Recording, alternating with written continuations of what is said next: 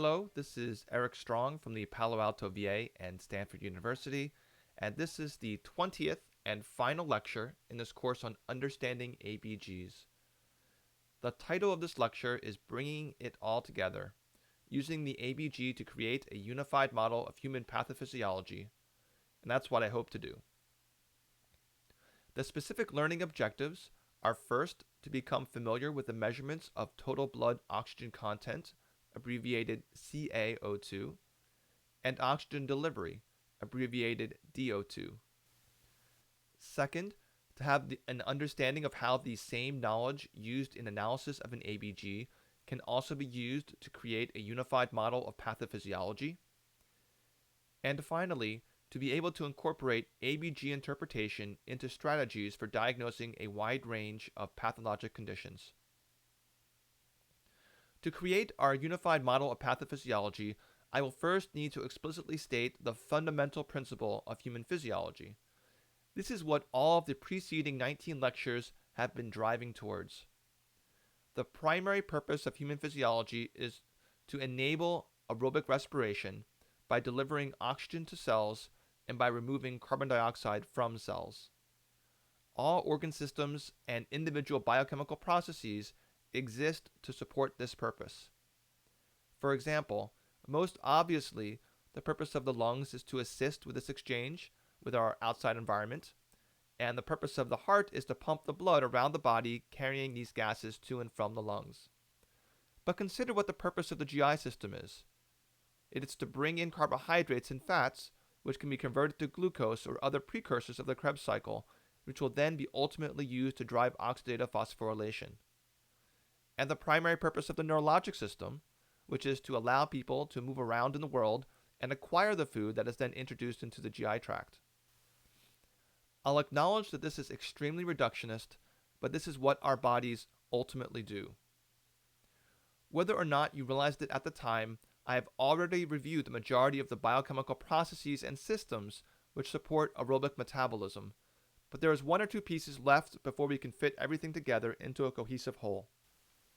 Those final pieces are the final steps of how oxygen gets from air into our cells.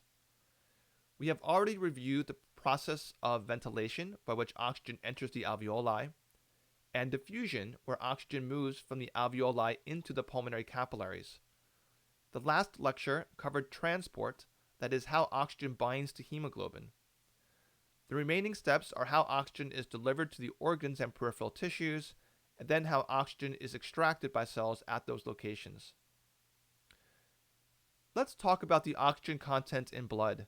This was addressed informally in a couple of lectures already, but let's try to formalize a process by which we assess how much oxygen is contained within a sample of arterial blood. Arterial oxygen content, abbreviated CaO2, is equal to the sum of oxygen bound to hemoglobin and oxygen dissolved in blood. The amount of oxygen bound to hemoglobin is equal to 1.34, which is the maximum oxygen carrying capacity in milliliters of oxygen per gram of hemoglobin, times the hemoglobin concentration, times the oxygen saturation. Although most textbooks use the term SaO2 to describe oxygen sat in this equation, for reasons discussed in the last lecture, I personally prefer this percentage O2 hemoglobin. The oxygen dissolved in blood is equal to 0.003, which is the solubility constant of oxygen, times the partial pressure of oxygen. Let's plug in numbers for a typical healthy adult. 14 grams per deciliter for hemoglobin, an O2 sat of 98%, and a pAO2 of 100 millimeters of mercury. Multiplying these numbers out, we find that in 100 milliliters of blood, about 18.4 milliliters of oxygen is bound to hemoglobin, and 0.3 milliliters of oxygen is dissolved in blood. In other words, the amount dissolved in blood is negligible in most circumstances. Therefore, we can approximate CaO2 as 1.34 times hemoglobin concentration times the oxygen sat. Even though this value is traditionally called the oxygen content, it would be more accurate to call it oxygen concentration. There is a closely related physiologic parameter called oxygen delivery, abbreviated DO2. DO2 is the rate at which oxygen is brought to the peripheral tissues. When discussing the DO2 for the entire body, it is equal to the cardiac output times the oxygen content. Cardiac output is a concept which we have not explicitly discussed during this course, but which is reviewed in my lecture on shock, also available on this channel. Succinctly, cardiac output is the flow of blood from the heart to the body in units of volume per unit time. It is primarily dependent on four things: the heart rate, intravascular volume, sometimes called preload in this context, myocardial contractility, and something called afterload. We can also discuss oxygen delivery on a regional level, in which DO2 is equal to the blood flow to the region of interest, designated Q, times CaO2. In addition to dependence on cardiac output, Q is also dependent upon the presence or absence of maldistribution of blood flow. In an obvious example, if a blood clot embolizes to an artery of the gut, a person could end up with impaired delivery of oxygen to the corresponding segment of gut, despite the body's overall cardiac output being intact. In a less obvious but nonetheless more common example, a patient with septic shock has systemic vasodilation, in which there is low resistance present in blood vessels that travel to non-essential parts of the body, like the extremities and adipose tissue. These low resistance vessels shunt blood away from critical areas like the brain and kidneys, resulting in organ dysfunction and a switching from aerobic respiration to anaerobic respiration, that is, metabolism that does not require oxygen. So now, having briefly covered the concepts of oxygen content and oxygen delivery, let's take all of the information learned throughout the entire course and assemble it into a unified model of pathophysiology. As I stated earlier, the enabling of aerobic respiration is the foundation of physiology, so I'm going to place that in the middle here. And the link to pathophysiology is the balance it has with anaerobic respiration. Around this balance, I'm going to lay out the four fundamental domains of physiologic processes that we are able to directly analyze using the ABG.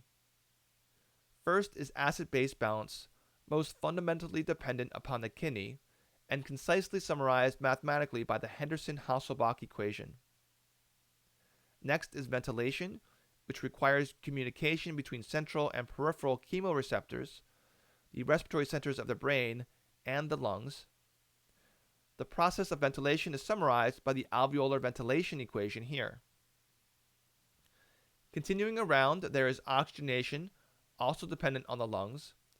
There are two fundamental mathematical relationships involved with oxygenation: the alveolar gas equation and the simple formula for determination of the AA gradient. Finally, our last domain is oxygen transport and delivery. These closely related processes are defined by the oxygen hemoglobin dissociation curve, the formula for oxygen content, and that for regional oxygen delivery. This model will feel incomplete if we don't also include two aspects of physiology that have been discussed only in passing and which are not the focus of this course per se. The first is the intravascular volume, that is the body's tank full or empty. The second is the cardiac function. There are many ways to describe cardiac function, but I will choose to summarize it as cardiac output equals stroke volume times heart rate, where the stroke volume is the quantitative measure of the volume of blood ejected from the heart with each contraction. A viewer who is tuning in here halfway through the final lecture in this course on ABGs would likely be surprised to see the cardiovascular system superficially appear to play a much more minor role in physiology compared to the pulmonary and renal systems. However, I want to stress that this model is being created through the lens of ABG analysis. A model created by a cardiologist from the viewpoint of the heart would look quite different. It wouldn't necessarily be better or worse, just an alternative approach to understanding the complex system that is the human body. Let's now take a look at how all these individual pieces are interconnected, starting with acid-base balance, since that's where our course began. Through multiple mechanisms within the kidney, pH feeds back and helps to regulate serum bicarbonate concentration. Bicarb can also be impacted by intravascular volume, most prominently in the case of a contraction alkalosis, where volume depletion leads to concurrent retention of sodium and bicarbonate ion and loss of hydrogen ions. Low pH is sensed by peripheral and central chemoreceptors, which leads to an increase in ventilation by increasing both the respiratory rate and tidal volume, the latter of which is possibly more affected. Ventilation in the form of PaCO2 directly feeds back to the Henderson-Hasselbalch equation. PaCO2 also directly impacts the respiratory rate, and to lesser extent tidal volume as yet another means of feedback. Ventilation and oxygenation are linked in two specific ways. First, the PaCO2 is directly inputted into the alveolar gas equation. Second, low pAO2 stimulates ventilation.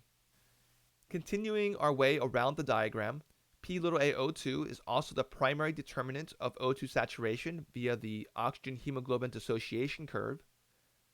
However, low pH, high PaCO2, and high 2,3-DPG all cause a rightward shift of that curve, which will assist with oxygen unloading in peripheral tissues. Returning to the status of intravascular volume, in addition to directly linking with acid-base balance, the primary effect of volume is actually on determination of stroke volume, which helps to determine the overall cardiac function. The specific relationship between intravascular volume and stroke volume is actually quite complex, as increases in intravascular volume can cause either an increase or decrease in stroke volume, depending upon where you're starting from. The cardiac output, with influence of blood flow distribution, determines perfusion of different organs or regions of the body. Perfusion combined with the oxygen content are the determinants of oxygen delivery.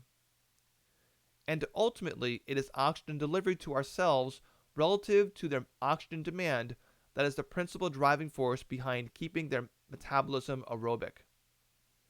Another important factor to consider is that extreme derangements in pH will lead to enzyme dysfunction, which can result in anaerobic respiration. And there are two specific and clinically relevant ways in which respiration communicates back to the individual components of the system. First, aerobic respiration directly produces carbon dioxide as a byproduct, which will impact PaCO2. And second, anaerobic respiration results in the production of lactic acid. What are the downstream effects of lactic acid?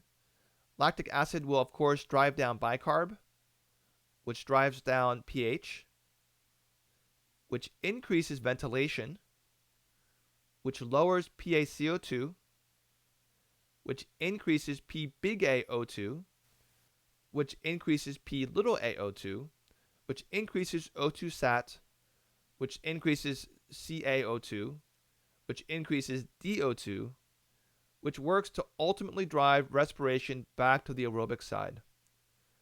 So you can see that everything is quite interconnected. I'm now going to concisely summarize a general approach to complete ABG analysis. While you can start with either the acid-base or the oxygenation component of the ABG, I think it is slightly easier to start with oxygenation. When evaluating oxygenation, first check the AA gradient and then compare it with the normal or expected AA gradient, which is dependent upon primarily age, but also on the amount of supplemental oxygen a patient is receiving. Finally, check the saturation gap, that is, make sure that there is less than a 5% difference between the O2 sat measured by pulse oximetry and the O2 sat calculated from the ABG. Part 2 is to evaluate acid-base status. The first steps here are to check the pH and the PCO2 to determine the first disorder. Next, check the appropriateness of compensation to look for a second disorder. Then check the anion gap. Finally, if the anion gap is elevated, check the delta ratio to look for a second or third disorder. Part 3 is to generate a differential diagnosis for each abnormality of oxygenation and/or acid-base balance, acquiring additional information as necessary, such as lactate levels and chest X-ray findings. Lastly, create a final summative diagnosis that links everything from part 3 together, if at all possible. For the remainder of the lecture, I'm going to go through 3 example cases, each of which comes with an ABG. These cases are complicated, and analyzing them will require knowledge from most of the preceding 19 lectures. Then I will map out on the unified model exactly how the various physiologic abnormalities relate to one another schematically. I hope these examples will solidify your understanding of ABG analysis and, more broadly, human pathophysiology. I recommend intermittently pausing the video as the examples are reviewed in order to test your own skills at analyzing the clinical scenarios. Example number 1. A 92-year-old woman is sent to the ER from her nursing home after she developed fever and dyspnea several hours ago. On arrival to the ER, her temperature is 102.6, heart rate is 125, blood pressure 76/48, respiratory rate 30, and O2 sat via pulse ox is 85% on room air. She is in respiratory distress and is incoherent. Her exam is otherwise notable for decreased breath sounds at the right lung base. Her jugular venous pulsations are flat, and her extremities are warm. Here is her ABG. I prefer to start with looking at the oxygenation. The first step with this will be to check the AA gradient. To do this, start with a determination of the alveolar oxygen tension, designated P big AO2, which we can do using the alveolar gas equation. The first term for a patient breathing room air at sea level conveniently reduces to 150, and we plug in 25 for the P little a CO2, and we get a P big AO2 of 119 millimeters of mercury. The gradient will be the difference between this value and measured P little AO2, which is 72. Step 2, estimate the normal or expected AA gradient. The common form of this estimation looks like this, where the normal AA gradient is approximately equal to the patient's age divided by 4 plus 4. And then in lecture 17, I discussed why we need to add this additional term, which accounts for worsening of VQ mismatch as a consequence of supplemental oxygen overcoming adaptive hypoxic vasoconstriction. This extra term will be equal to 0 for a patient on room air, so her gradient here specifically becomes 92 divided by 4 plus 4, which is 27. Comparing 27 to 72, we immediately see that she has an elevated AA gradient hypoxemia. Step 3, check the saturation gap. As we discussed in lecture 19, this is the absolute value of the difference between the O2 sat measured by pulse ox, or SpO2, and the O2 sat calculated by the ABG analyzer, or S_AO2. Here, that gap is 2%. Anything less than 5% is considered normal. Let's move on to discuss her acid-base status. Step 1, her pH is slightly alkalemic. Step 2, her PCO2 is low, so this alkalemia is the consequence of a respiratory alkalosis. Step 3 will be to evaluate her compensation. If you remember way back to lecture 4, I discussed a series of equations and rules of thumb for evaluation of compensation. In the case of an acute respiratory alkalosis, the bicarb should be approximately 2 milliequivalents per liter lower than normal for each 10 millimeters of mercury the PCO2 is above normal. In this case, a PCO2 of 25 would predict a bicarb of about 21.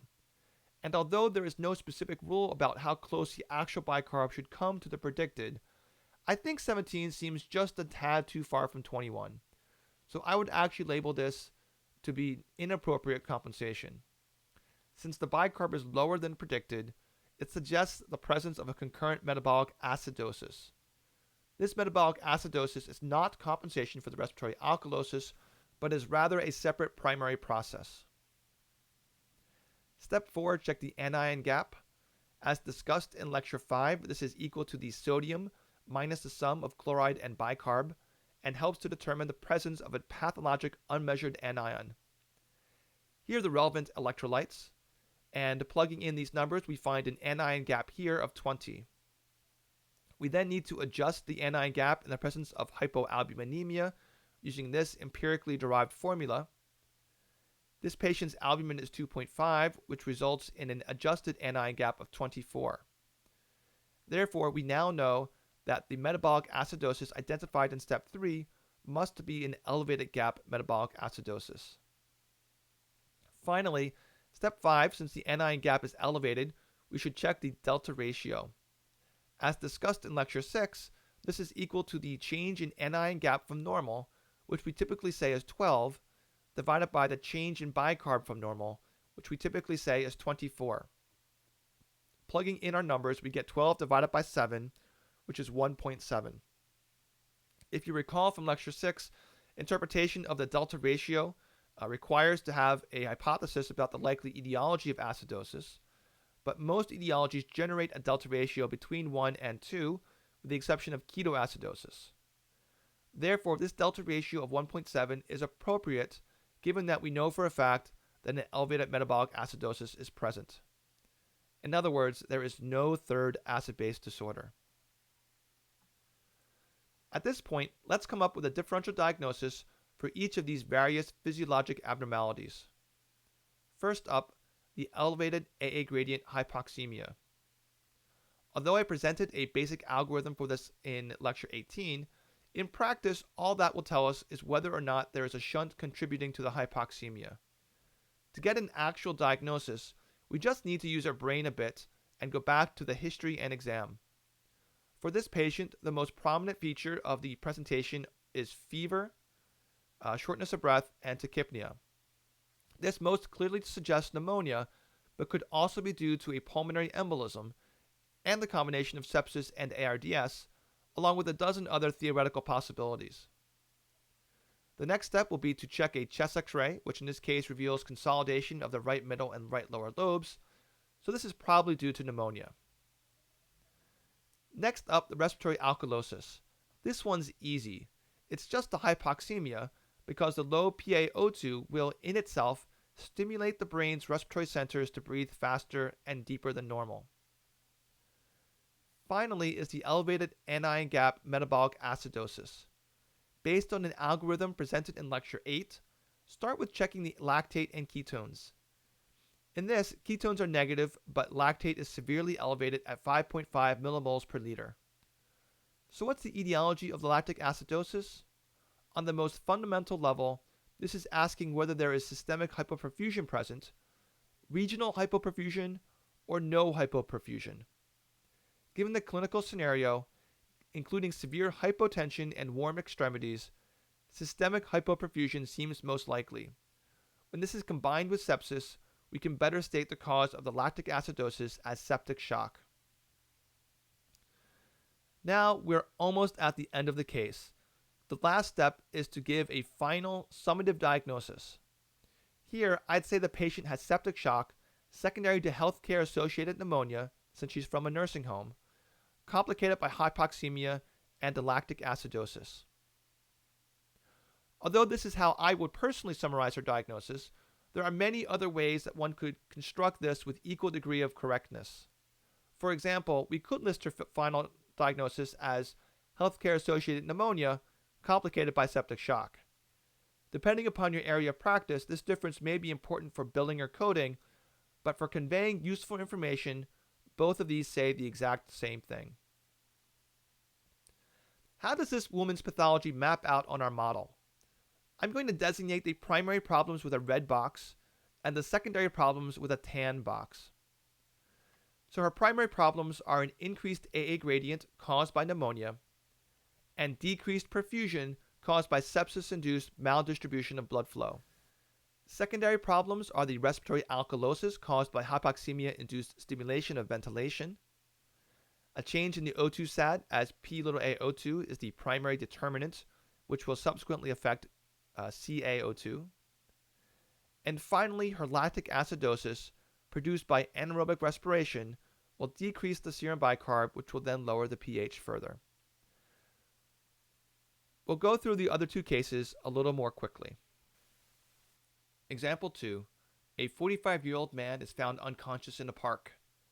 On arrival to the ER, his temperature is 97.5, heart rate 115, blood pressure 80/48, respiratory rate 6, and O2 sat 75% on room air. He is disheveled and comatose. Aside from his vital sign abnormalities and non-visible JVP, pulmonary and cardiac exams are normal. Extremities are cold and mildly cyanotic. Here is the ABG. I'll start with oxygenation again. Step 1. Check the AA gradient. Plugging in the numbers, the P big AO2 is equal to 63 millimeters of mercury. Therefore, the AA gradient is 63 minus 46, which is 17. Step 2. Estimate the normal AA gradient. We'll use the same equation as last case, which is 45 divided by 4 plus 4, which is 15. 15 is close enough to 17 to say that they are approximately equivalent. Therefore, this patient has a normal AA gradient hypoxemia. Step 3. Check the saturation gap. The absolute value of 75% minus 77% is 2%, which is normal. Next, acid-base status. Step 1, the pH tells us the patient has an acidemia, and in step 2, the high PCO2 tells us that the acidemia is, at least in part, due to a respiratory acidosis. When we evaluate the compensation in step 3, we don't even need to know the specific equation. Since appropriate compensation for respiratory acidosis should result in a higher than normal bicarb, and our bicarb is lower than normal, we know that a primary metabolic acidosis must be present. Step 4. Calculate the anion gap. Here are the patient's electrolytes, which gives us an anion gap of 25. We then see the patient's albumin is 2. As a consequence, our anion gap is adjusted upward to 30. So this patient's metabolic acidosis is an elevated gap acidosis. Step 5. Calculate the delta ratio. Plugging in his numbers gives us a ratio of 2.6. 2.6 is elevated irrespective of the etiology of the elevated gap. In other words, the bicarb concentration is not as deranged as it would be expected just from accumulation of an unmeasured anion. Therefore, there must be also a metabolic alkalosis present that is pushing the bicarb higher than it would be otherwise. Differential diagnosis. The normal AA gradient hypoxemia is easy, hypoventilation, which has the same differential as the respiratory acidosis. Among all patients, the most common etiologies of a respiratory acidosis are COPD, asthma, obesity hypoventilation syndrome, and drug intoxication or overdose. Given the clinical scenario, it seems prudent to start with looking for drugs. A urine tox screen is positive for opiates and benzodiazepines, and a serum ethanol level is severely elevated at 350 milligrams per deciliter. That's more than 4 times the legal limit for driving here in California. So the patient has a drug overdose. Don't forget to check for other common drugs and poisonings, the ease of which may depend upon your institution's lab. At our lab, our salicylate and acetaminophen levels are easy and quick, and in this case are both negative. Next is the elevated gap acidosis. From the last case, you know that the first place to start is with lactate and ketones. In this case, lactate is elevated and ketones are positive. So why does this patient have a lactic acidosis? The exam and overall picture suggests systemic hypoperfusion, either from sepsis, hypovolemia, or both. Also, as discussed in Lecture 8, people have a much higher propensity towards lactic acidosis when acutely intoxicated with alcohol. Why does this patient have a ketoacidosis? The major causes of a ketoacidosis are diabetes and alcohol. Just to be sure he doesn't also have the former, we should check a serum glucose, which I'm sure in reality would have been done during his first several minutes in the ER. In this case, glucose is normal at 85 milligrams per deciliter. Therefore, this patient's ketoacidosis is just from alcohol. Finally, the metabolic alkalosis. The differential diagnosis for this depends very strongly on volume status and history. His volume status, as previously stated, seems to be low, and based on the history, a contraction alkalosis from dehydration seems quite plausible, though we couldn't rule out concurrent vomiting as he is currently unable to report this to us. So in summary, the patient has an overdose of alcohol, opiates, and benzodiazepines, resulting in a severe respiratory acidosis and hypoventilation-associated hypoxia. As secondary diagnoses, he has a lactic acidosis secondary to hypoxemia, acute ethanol intake, and hypovolemia, plus or minus septic shock. He also has alcoholic ketoacidosis. And last, he has a metabolic alkalosis, likely secondary to dehydration, plus or minus vomiting. In our model, his primary abnormalities are low respiratory rate from drug overdose, low bicarb from his ketoacidosis, low intravascular volume, and possibly low perfusion secondary to sepsis-induced maldistribution of blood flow.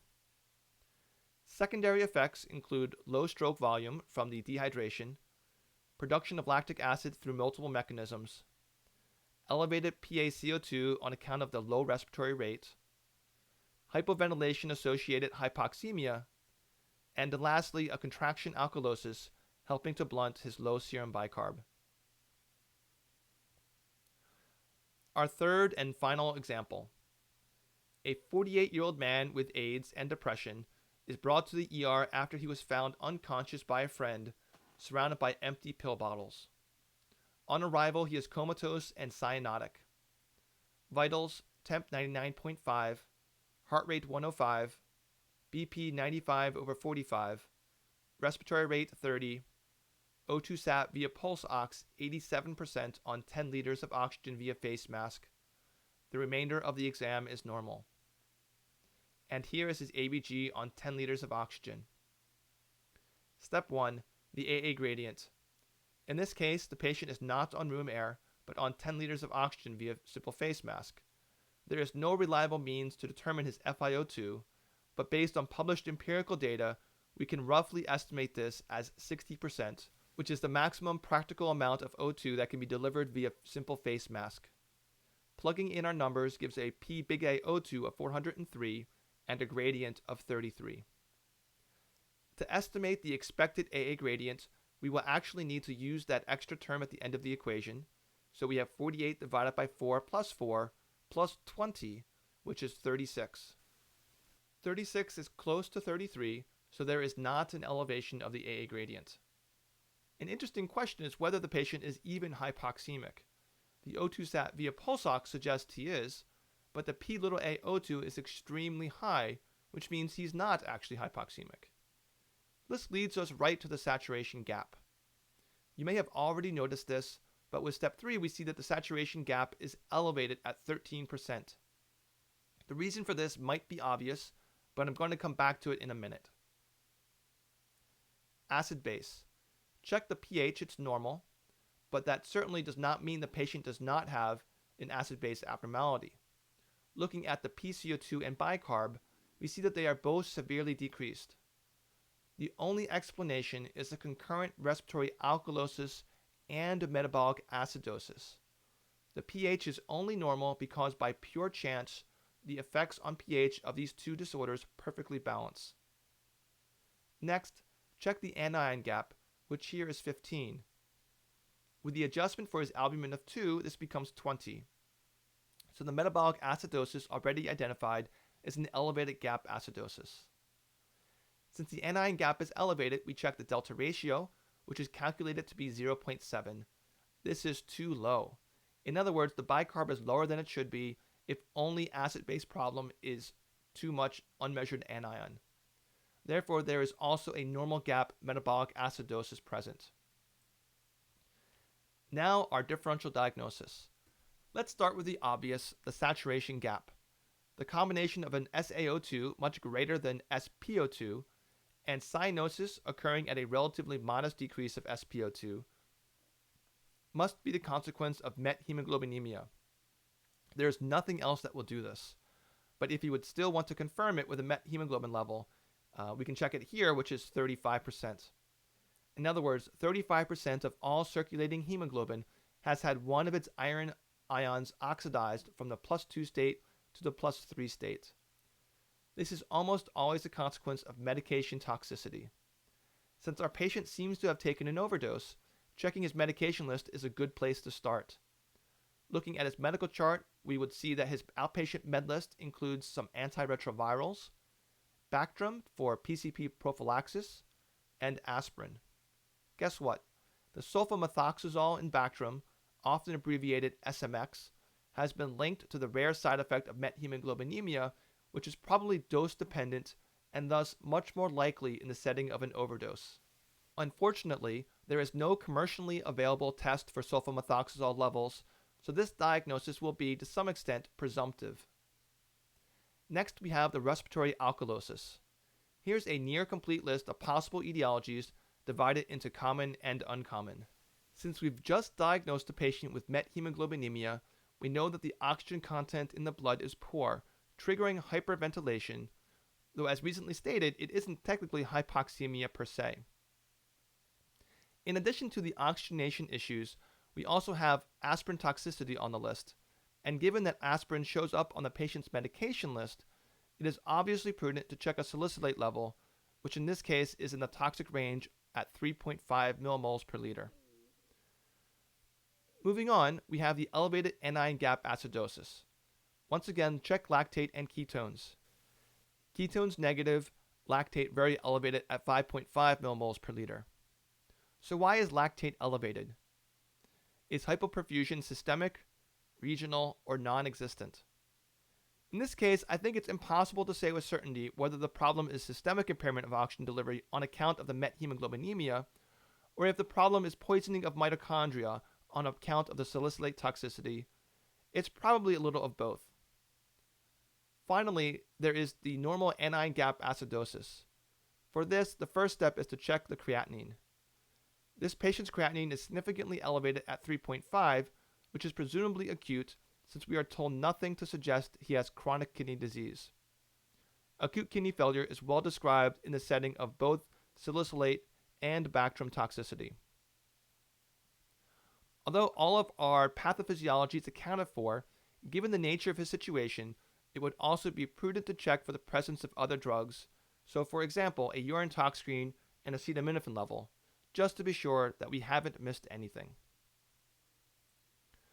So our final diagnoses are, number 1, methemoglobinemia secondary to presumed Bactrim overdose.